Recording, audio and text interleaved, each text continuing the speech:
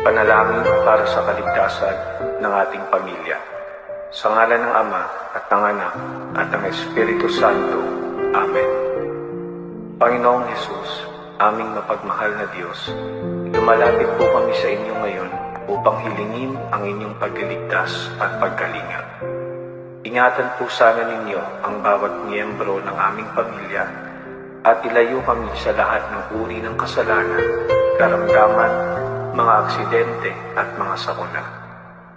Dalangin po namin na kami ay laging mapailalim sa iyong proteksyon. Amen.